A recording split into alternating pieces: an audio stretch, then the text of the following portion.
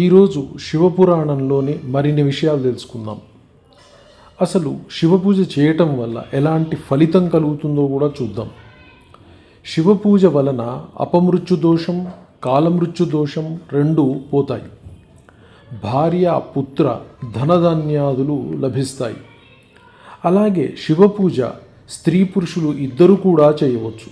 ఎందుకంటే చాలామంది ఈ మధ్యకాలంలో ఏం చెప్తా ఉన్నారంటే శివలింగాన్ని, శివపూజని స్త్రీలు చేయకూడదు, ఇలా చేయాలి, అలా చెయ్యాలి అని చెప్పేసి రకరకాలుగా వాదాలు వివాదాలు వస్తూ ఉన్నాయి. కానీ శివపురాణం ప్రకారం చాలా స్పష్టంగా తెలుపబడింది శివపూజ స్త్రీ పురుషులు ఇద్దరు కూడా చేయవచ్చని. అలాగే శివాభిషేకం వలన చిత్తశుద్ధి కలుగుతుంది, గంధార్పణం వలన పుణ్యం కలుగుతుంది, నైవేద్యం వలన ఆయుర్దాయము, ధూపం వలన ధనము, దీపం వలన జ్ఞానము లభిస్తాయని శివపురాణం తెలిపింది. అలాగే తాంబూలం వల్ల భోగం లభిస్తుంది.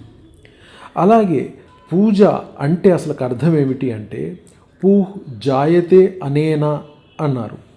అంటే అనేనా ఈ కర్మ చేత పూహ్ పూర్ణమైన భోగాలు, జాయతే కలుగుతున్నాయి అని అర్థం. అంటే ఈ కర్మ చేత పూర్ణమైన భోగాలు కలుగుతున్నాయి అని అర్థం. అది పూజకి అర్థం. శివశక్తి స్వరూపమే జగత్తు. సర్వ జగత్తు బిందు నాదాత్మకం. బిందువు శక్తి, నాదం శివుడు. మాయా ప్రభావం చేత మరొక రూపంలో వ్యక్తమవటమే జన్మ. జన్మించినది మొదలుగా జీర్ణమయ్యే వరకు అంటే నశించే వరకు కలవాడు జీవుడు. అంటే జీవశబ్దానికి ఇది ఒక అర్థం. అలాగే ఈ జన్మ బంధాన్ని తొలగించుకోవడానికి గాను తల్లిదండ్రుల రూపమైన శివలింగాన్ని పూజించాలి. భం గచ్చతి ఇతి భగః అంటే భం అంటే వృద్ధిని, గచ్చతి ఇతి పొందునది కనుక భగం అని ప్రకృతికి పేరు. అలాగే పంచభూతాత్మకం ప్రకృతి. ఆకాశం, భూమి, వాయువు, జలము, అగ్ని పంచభూతాలు. పంచభూతాల నుండి పుట్టినవి పంచ జ్ఞానేంద్రియాలు. చెవి, చర్మము, కన్ను, నాలుక, ముక్కు, శబ్ద, స్పర్శ, రూప, రస, గంధాదులు వాటి గుణాలు. ఈ గుణాలను అనగా భోగాలను ఇంద్రియాలు అనుభవిస్తాయి. భగానికి అంటే ప్రకృతికి సంబంధించినది కనుక భోగమని అర్థం. భగము అనగా ప్రకృతికి నాథుడైన భగవానుని భర్గుడు అని పిలుస్తారు.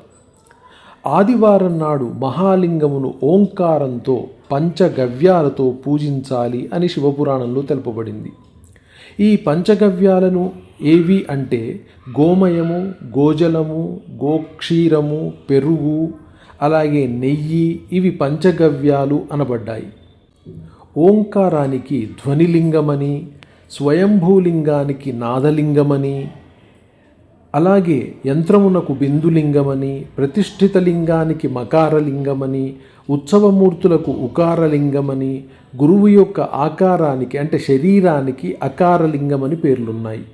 మానవుడు రుద్రాక్ష ధారణ వలన 4వ వంతు భక్తిని పొందుతాడు అని చెప్పబడింది.